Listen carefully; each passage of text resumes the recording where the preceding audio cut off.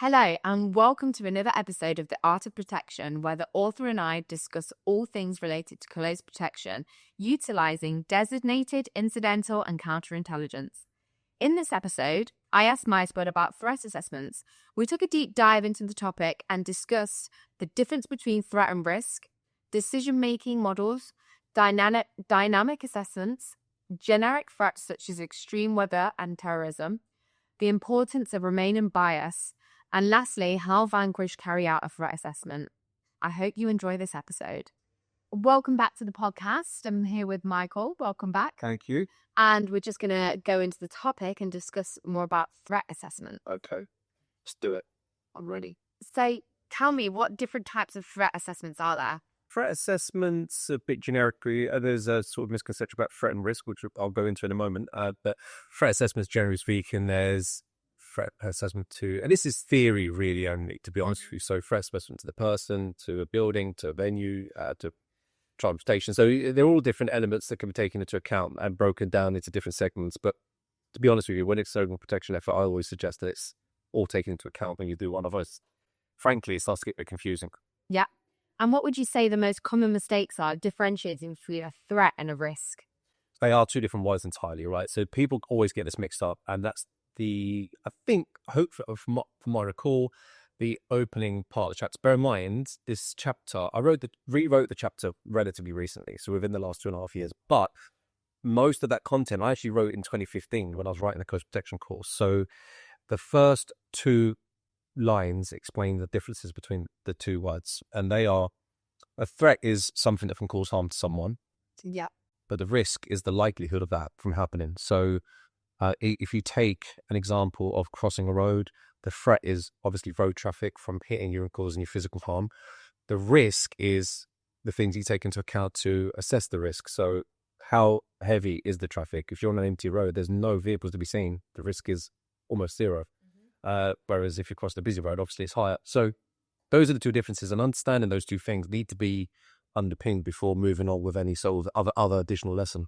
And what common mistakes would you say that people make with those two things? Obviously, is it more the fact that you could have a high threat but low risk, and people think that the risk is higher? Like, it's all about judgment, right? Yeah, it's about analysing it, and it's also about I think the biggest mistake, just to clarify, is people getting mixed up, and then hours later after a lesson, and perhaps I actually think this happens well into people's careers, because sometimes they don't even conduct a threat assessment. They kind of lose track, skill fade sort of sets in, and they lose the ability and knowledge how to do it. The other element is sort of trying to understand and report how it's implemented, and in terms of prioritization, they may sort of prioritize a sort of threat that's sort of low risk and not likely to happen and a low impact. So, yeah, I think getting it the wrong around and prioritizing threats that is literally the main part of a threat assessment in my view. And what criteria would you say that determines whether a venue would need an extra threat assessment outside the main one? That's a good question. I suppose it really depends on specific incidents. I think, again, as with what we've been discussing recently, it's all very subjective. I can only give certain examples to contextualize it, so I'll try and use the abortionist one and the one in the book, which is the animal rights group, which is, so if, for example, an animal rights sort of professor or whatever it is who works for a chemical company, they will be more higher risk of a venue such as, or a location such as a lab where animal testing takes place, because obviously they have to be more aware of that. So venue assessments or threat assessments pertaining to a venue, obviously they are to be taken into account more prolifically than bars, restaurants, for example. Unless we know that those organizations are potentially covertly monitoring the principle, then every venue should be properly assessed. So there's different types of threats, obviously, what we speak about. And I want to ask you, which threat poses the biggest challenge? So out of personal, venue, travel, or dynamic for security teams, and why? Well, I think dynamic assessments are the most difficult because you have to do it live. There is a counter argument to that to say that, generic speaking, threat assessments are difficult when you don't have the resources to do it. if you're in a scenario whereby the threat is serious, but budget doesn't allow for a proper assessment, then the reality is, the harsh reality is, you're just going to have to make do. Yeah. So, or do your best. That happens a lot because, yes, there is a threat, but people aren't willing to pay for it. For organizations, it puts them in a difficult position because they then have to put coast protection officers on the ground, potentially at risk. They have to make a decision whether or not they want to do that, but the commercial kind of element needs to be taken into account. Is it worth them losing the business? And I think this is what's not spoken about enough. And I think I think the industry kind of tries to gloss over it in a way that suggests that that's not a thing. It definitely is a thing because the industry is so competitive. Like I said before, if a client has the option of going with, a cheaper provider because they don't have the sort of intelligence-led methodology, then they're going to get protection, but for less. But they're overlooking the fact that the intelligence is critical, and so is a threat assessment. So intelligence for threat assessments are two different things, but they tie in with one another because a threat assessment will provide intelligence, or it'll provide a direction where the intelligence designated intelligence should be directed and focused. But they are two different things entirely. And you mentioned some certain acronyms in the book. Yeah. So we've got TACT, SEW, and POP. Can you elaborate more on these? So these are silly. So, armed forces, they love acronyms, and they do provide easy ways to remember things. But, I try and avoid them on my training program because there's only so many acronyms you can remember. Yeah. It does start to get a bit confusing. So there are a few with regards to threat assessments that we are encouraged by the authorities, the regulators, to try to instill into the learners. And when it comes to threat assessments specifically, they do need to remember them because they, as far as I'm aware, they do come up in the assessments. They're all collectively known as decision-maker models, but TACT specifically is slightly different than the other two. And TACT stands for think, assess, consider. It's not, is it? Yeah, it's consider. No, it's not. Think, consider, and take. Think, assess, consider, and take. Yeah. Think about what's going on, assess the situation, consider your actions, consider your alternatives, consider a multitude of factors, and then once you've done that, you finish your assessment in that sense. You then take action. So it's a decision making model that helps the operative think about what needs to be done in a sort of logical order. How, in reality, though, and I need to say this, in reality, there are things to be taken into account, such as adrenaline control and all that, or lack thereof. And if adrenaline control hasn't been taken into account, then there's a chance that will go straight out the window. But in the theory of things, TACT is a decision-making model, and it's a good one. It's easy to remember because it's tactical and it kind of ties in with everything. POP and SO are synonymous with one another. You could use one or the other. So it's a sort of methodology of very brief one, obviously, because it's only 3 letters, but it's things to take into account when you're calculating what the best next step is. And POP is people, objects, and weapons. So what people are involved, and how many are there, what are their capabilities. Objects, things like weapons and things that you could potentially utilize to your advantage if necessary, whilst maintaining the use of reasonable force, of course. And place, finally, is obviously the environment. So you have to take into account, where you are and the layout of the ground and what it is you can do in terms of potentially providing body cover or providing alternative protection and physical cover for the principal. And so is literally, it's just an alternative to that. It's the subject, which is people, environment, which we already just discussed, or ties up with places, and then W is weapons. So that's weapons that are going to be potentially used against us and what we have to defend ourselves. So again, they tie in one another. They're just basic decision-making models that, for one reason or another, the authorities want us to kind of instill into the learners, make them aware of. And how do you suggest that teams in the pre-planning remain flexible for dynamic risks? I think dynamic assessments are hard to try and divulge to learners insofar as them understanding that it's going to be different every time. And just to clarify what dynamic assessment is, for so those that don't know, it's something, dynamic literally means just ongoing, live, current.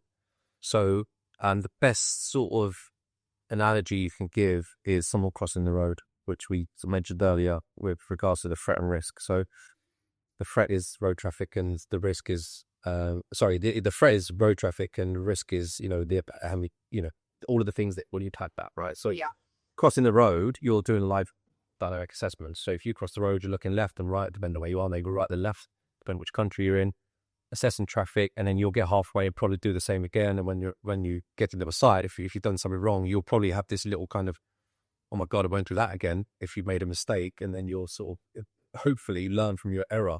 But that's a dynamic assessment because it's sliding ongoing. So in terms of how we get learners to do it, it's just kind of make them aware of models. But I'll be honest, I think, and we can say that these are the models you use. If you're going to struggle with the concept of dynamic assessment, the reality, I think the harsh reality is it's going to be difficult for them to kind of move forward, honestly, because I would cautiously suggest 80% of bodyguarding is really learning and understanding what needs to be done at any one given time. Yes, planning, preparation, of course, right? I'm definitely behind that. But when it comes to reality, plans might change, and they will change. And so you need to kind of think dynamic. That's where the common sense bridge comes into it as well. So yes, you can use pop and sew and tact and all the rest of it, but where there's a gap for those theories and there's no algorithm or formula, you need to gap it with that common sense bridge. So I think what I'm trying to articulate here, probably not very well, is if someone is not really faux pas with the idea or concept or execution of the dynamic assessment, they're going to struggle. And there's only so much, I think, as a teacher you can pass on to them. Assessing them as to how they implement it and trying to give feedback throughout the duration of a training program is one thing. But you get to the end of it and seeing how they manage it in real life is another. And what would you say, like tools and resources wise, what would you recommend for evaluating extreme weather conditions or extreme terrorism? So the reason that those elements come into it, I don't know if this is articulatable on the book, like I said, I wrote it a long time ago, but the necessity for understanding the generic threats such as well. And this sounds strange when you're talking about threat assessments because weather's weather. We can't control it. Obviously, we can't control a lot of things. However, why it becomes relevant to a threat assessment is because extreme weather is obviously very, very dangerous. So there's this, go back a step and kind of articulate why it's relevant. There's this theory called sorting the step. So when you did threat assessment, you shouldn't forget to sort the step. And there's an author of a book called the Bodyguard Bible that I read years and years and years ago. And I think the author is John Brown. It's definitely J. Brown. I can remember that much. John or James. Anyway. Okay. No, it's definitely John or J. I know that much. I just can't remember which one it is. But it's a great book, and I read it years and years and years ago. Anyway, he references this idea of sorting the step. Now, this comes from an incident where there was like all of these security countermeasures in place. The security team were top notch, and I can't remember which country it was in, but it was obviously somewhere cold. And principal came out, slipped on a step outside his house, and he had a serious injury. I don't know if he banged his head and died or broke his neck. It was, I can't remember what it was, but it was a serious injury. And the point being, the sort of message he was trying to deliver was, you can do as much as you want, but don't forget the silly little things, right? So that's why we mention things like extreme weather and terrorism, because those are generic threats. If, for example, the principal has a house in, let's say, California, right? Hollywood Hills or the Palisades or wherever it is, pre the fires that happened earlier this year and the last year, I think it was. If we didn't take those things into account, and we've got all these correct countermeasures, what correct vehicles, armored vehicles, we've got, burns kits, we've got all of these, weapons and everything. That's great. But then how's burns that? Because you forgot to take that into account as part of a threat assessment. That is a threat to the principal's life. There's no two ways about it. That was a threat to the principal's life. You overlooked it because you didn't take basics into account. It's like, did you hear about Leicester City with the helicopter? Yeah. Obviously, he probably would have had close protection for sure with the high net worth that he's got, but obviously he's just got on his helicopter after a game. Yeah, I mean, there are things you can't account for. I think like helicopter crash and there was one recent, was it? They literally just lifted up though and crashed right next to the ground. Yeah, no, well, that's just crazy. Yeah, and he was, everyone loved him as well. Apparently, from all accounts, he was a. I watched that when it happened. Oh yeah, yeah. How come? I was a hostess. I used to be a hostess at football show. Yeah. and I was walking out and you could see the smoke. But in the time, no one knew what was going on. Yeah. And that's not unusual for it was crazy. Yeah, so sad. Yeah, no, that is horrible. Yeah, I think there are things you can't account for. I mean, it's difficult if, and I suppose, as somebody said, obviously the security team are going to rely upon the expertise of the pilots. And yeah, I believe that wasn't checked. Yeah. However, how sometimes it can be checked and things can just happen. Yeah, exactly. Yeah, I think there are things you can sort of take into account that you don't have much control over, and that's something you need to just really deal with as and when it happens.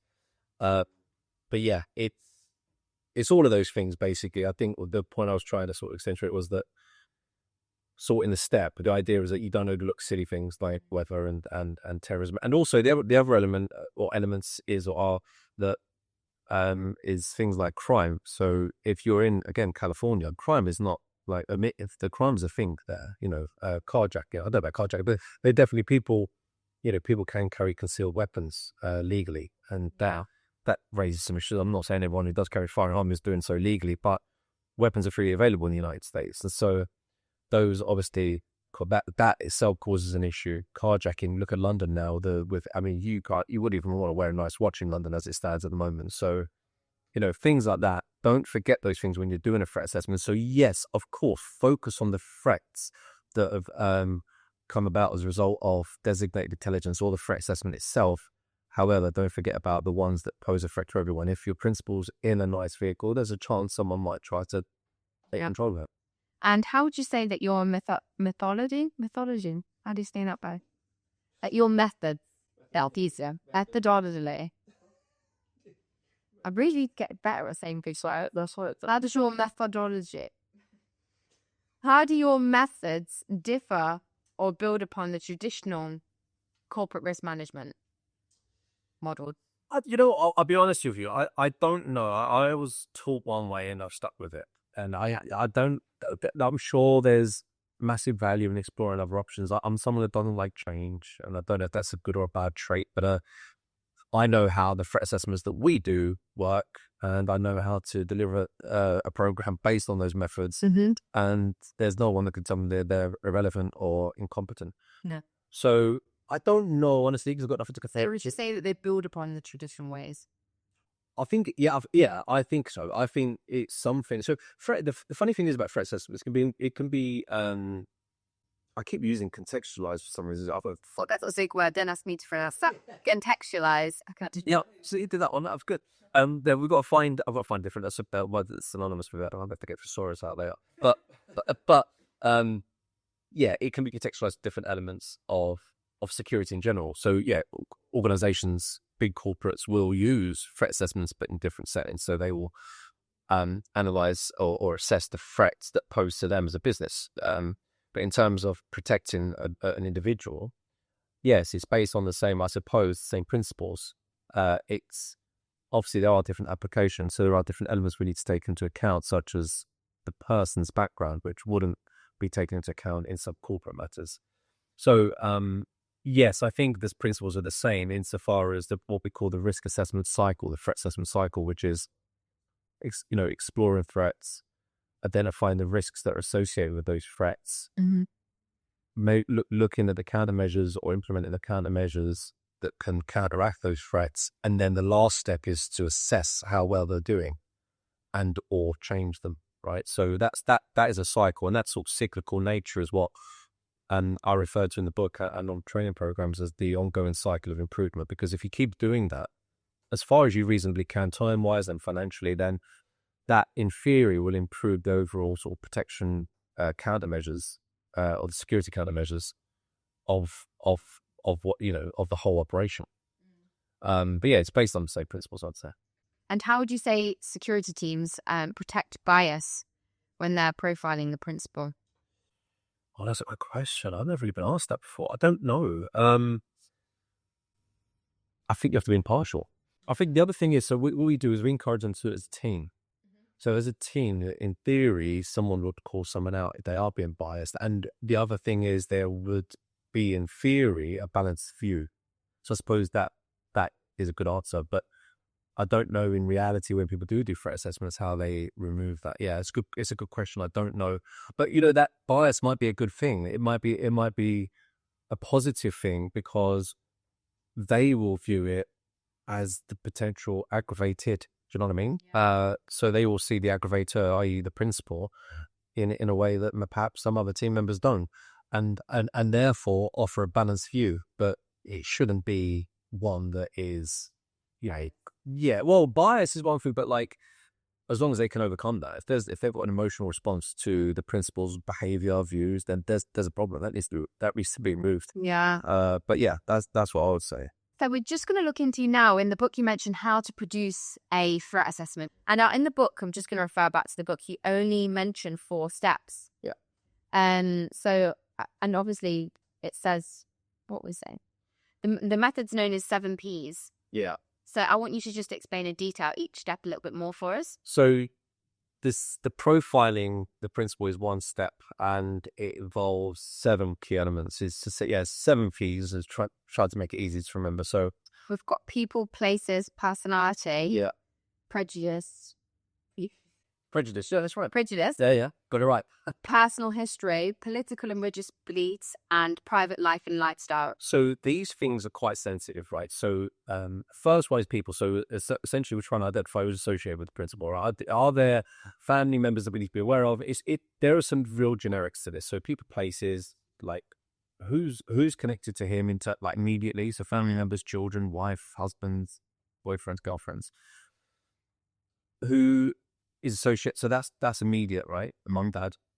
And then who's associated them on a more of a sort of more of a macro level, business associates, colleagues, but then more even wider than that. We have to look at competitors and all that kind of stuff. I suppose what we're trying to do there, even immediately in the first P, is trying to establish who may be problematic for the principal at some point. Mm-hmm. Right. So then we move on to places. So therefore we start looking at, what addresses they have associated with them, workplaces, home addresses, holiday homes, all that kind of stuff. And that may seem irrelevant at this point, but would you do all of this before there's a threat, or is this general threat assessment? It's how a threat assessment is conducted generically in case there's a possible threat. No, I would say it's the generic methodology of conducting a threat assessment based upon there being a threat. I think it's quite unlikely for a team to conduct a threat assessment if there is a known threat. But yes, it'd be a waste of time and money. Okay. Yeah. So if for example, you've got like let's just go back always to a celebrity example because that's easy. You wouldn't necessarily conduct a threat assessment because there's probably not our time. 2, there's not our budgets, and thirdly, there's kind of no point. Yeah, there's good practice maybe, but yeah. So and it's unlikely that the team would be paid for it anyway. So no, I think the answer to your question is it's specific to a threat taking place, but also taking into account, with all of these elements, what we're trying to do now. So we know there's a threat to the principal, and I won't give a specific example, but what we're trying to do now is build a picture to his or her background to potentially identify who within these circles may be responsible. But again, even with the properties, what we do with the properties is saying, okay, well, so we've done places, haven't we? So places, workplaces, holiday homes, etc. What of those do we need to take into account? So if they go to their home in Switzerland, right, safe country, but it might be securely vulnerable. So in terms of security, it might be vulnerable. So we probably should make suggestions to security countermeasures there. Mm-hmm. So all of those things we start to build a picture, and later on we can start looking at what needs to be actioned potentially, and then we prioritize. Personality is a difficult one a bit, but I think what it's trying to allude to is this idea as to whether or not they're an abrasive individual. Do they make enemies easily? Because some people do. Some people are like that. Is that something that's going to be a problem to the security team? Are they one of those people that go out in public and because they're a public figure perhaps and have strong political views and that treat people wonderful? Like Nigel Farage, for example, he seems to be a magnet to milkshakes for some reason. So is that something we need to be taking? Yeah. Is he going to go somewhere? And the milkshake thing isn't necessarily what do you like get thrown a milkshake? Yeah. Is that a few milkshakes thrown over him? Yeah. He's had 2 incidents where it was. Why milkshake? I don't know. It's just happened. It happened once. Which it was so obvious it was going to happen. It should have happened, and quite rightly, he was really annoyed about it. He was visibly annoyed about it, and I think verbalized it as well about how angry it was that it wasn't spotted by the team. But anyway, I don't like to criticize other security things, but it happened again. I don't know if it was a milkshake, but it was a drink, and the girl was the girl that did it. She was charged with assault, I think, but I think she got. It's crazy because that happens to people all the time, getting swilled in clubs and things like that. But I didn't know you could actually get. Oh yes, assault. Yeah, if you throw something at someone, if you spit at someone in the UK, it's common assault. Yeah, there are different degrees of assault, but yeah, if you throw something or spit or something like that, yeah, it's common assault. So, but then there's GBH, ABH, and that the differences there are measured by the severity of the harm caused to the bodies. But sorry, digressing. But the so the idea behind the personality is just to really see and understand for the team, really, to get to grips with whether or not they're afraid of the individual, and if there's going to be a sort of if that's going to be an aggravating factor to the generic work of the team. Then we've got prejudice and personal history. So prejudice is things like, are they a racist? Are they a known racist, or are they a known sort of aggravator to a certain community or view or group, so as to kind of help us identify whether or not we need to take certain other things to account, identifying who may be potentially a hazard to the principal. Personal history, again, I think it kind of all ties in there. So Yeah, I think as it's like private life. Political views, again, I think that's quite obvious. Private life is slightly different and perhaps less obvious because it starts to take into account things like whether or not they're into drugs, alcohol excessively, obviously. So if, for example, if there's someone that likes to drink, I mean, most people like a drink, but if they like a drink excessively and after a drink, they start to become a bit, aggressive to others, then that is definitely a problem for the security. And I've seen that happen. So things like that. Also, had they any gambling debts, or had they had any debts in general? Do they owe any money? That kind of stuff. So, it's just to try and identify those things again, all of which to establish whether or not the principal's going to have any issues that are.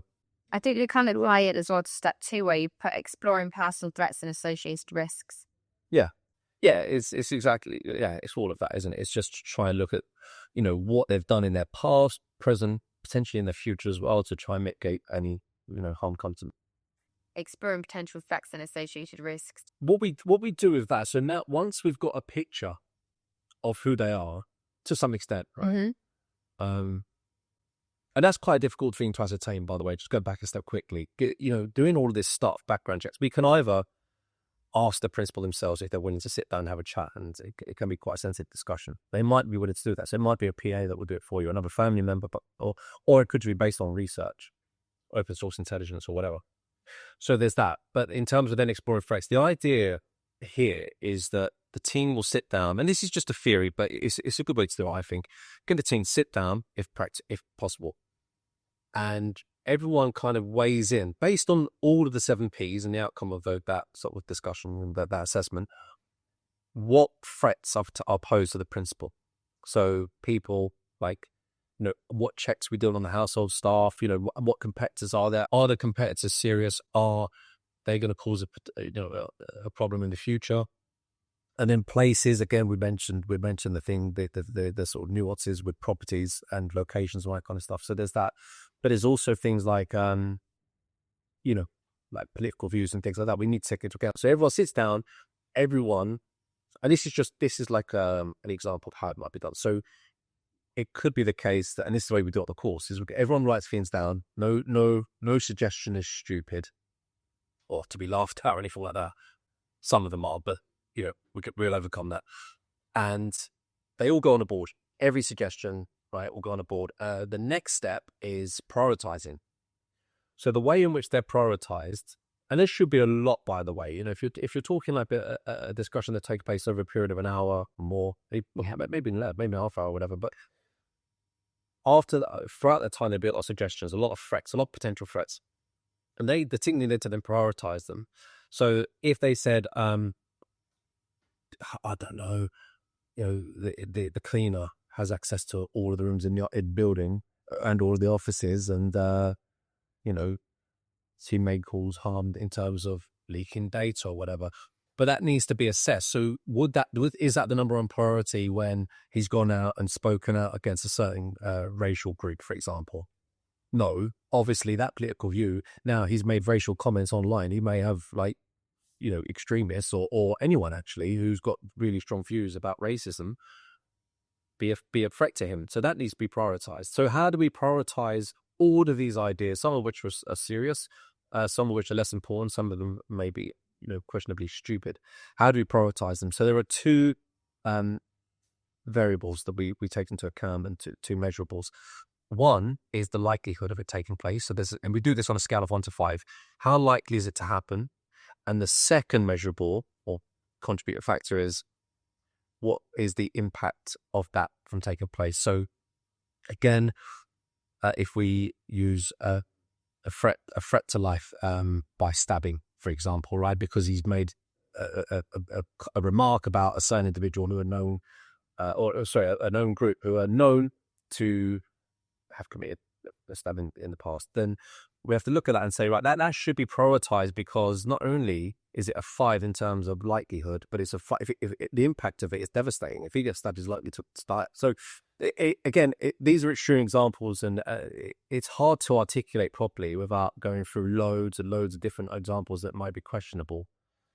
But ultimately, the short answer is we prioritize it by two factors, two key elements. The likelihood of taking place, is it high likelihood or low likelihood, so measurable from 1 to 5. And lastly, what was the impact of, what is this impact to the principal safety of that courier? And that's how. So on the collective number, by the way. So if it's 10, that needs to be prioritized near the top. If it's it's got a really high impact. If that idea or concept did happen to him, it would be severe, but the likelihood of it taking place is really a 1. Then that's a 6, and that would be much lower down. And then step 4, implementing security measures. Yeah, so the action. Yeah, and that's why it's important to prioritize, right? So we need to identify what's important first, so that we are prioritizing the correct and relevant countermeasures. Because one of the things that I think, in terms of security, that's slightly overlooked, especially in close protection, is working in a way and implementing countermeasures that are commensurate with the threat. Otherwise, I want to say it's stupid, but I feel like it could be misconstrued and mismanaged in many ways. So the client's budget, the principal safety, if you're kind of looking at things that are totally irrelevant. And again, this is a really silly example, but we worked with this guy once, and it was in the sort of celebrity circuit. It was a film premiere, and he was working with a celebrity, right? And he came out of the building, like one of the cinemas in Leicester Square, I think, and he's walking with this actor, whoever it was, and he's looking up at the buildings. And I don't like to do it. It wasn't that said this, so I can kind of, because I don't like to sort of criticize people's work. Yeah. But he said to me, look at this fucking idiot, blah, blah. So, what's the matter? What's he doing? And he said, look at him. I said, oh, what's he looking up for? He's looking up at all the buildings. He says he's looking up for fucking snipers. No way. Straight up, right? This guy's totally got it wrong. Right? He's totally ignoring the fans and the paps and all the rest of it. He's up there looking for snipers. It's just completely irrelevant, completely misled protection. I think what I'm trying to get at here is that countermeasures need to be commensurate with the threat for many reasons. One, so that they're relevant, and two, because if we are talking about a high budget situation, then managing the budget is not always down to the security team. But I think acting professionally, you would take that into account. So I think, in summary, it's important to understand the difference between sort of threat and risks, and we need to take everything into account. And there's a multitude of things, and a threat assessment could be done over a long period of time, because it's a heavy thing. It's going to take a long while. It's going to be very involved. There's going to be a multitude of impacting factors. It's going to tie in with the ongoing intelligence and overall security effort. Ultimately, we don't overlook silly things like household staff, background checks on everyone who is potentially involved with the principal's life, such as household staff and other members of staff, perhaps, who he's closely associated with in terms of work and all those kinds of things. So, yeah, it's an ongoing thing. It's not something that can be done overnight. It's not something that can be done in one session, I don't think. I think it's something that needs to build over a period of time, but the outcome of which gives us a focused direction with respect to where we need to look in terms of designated intelligence and enabling the team to better understand what countermeasures need to be implemented, not only immediately with regards to the principles safety out on the ground, but things like residential security and security in the workplaces as well. And potentially, we might uncover things such as digital security as well. It might be that, digitally speaking, they're vulnerable. If we go as far as assessing their safety with respect to digital information, that needs to be taken into account as well. So, yeah, threat assessments is a long topic because it's a very in-depth endeavor, but it's important to understand. I think every coast protection, a lot of coast protection officers, not everyone, of course, a lot of them will learn about threat assessments on the training program, leave, work full time, and probably won't ever do one ever again. And that's fine. But I think it's important to kind of keep on top of what it involves, and the knowledge should be, I think, underpinned and, even as part of CPD, just once a while check in with the processes and procedures so as, to avoid embarrassment in the future. Thank you for joining us on today's episode. We can't wait for you to join us for our next episode, where we'll look further into the book, The Art of Protection.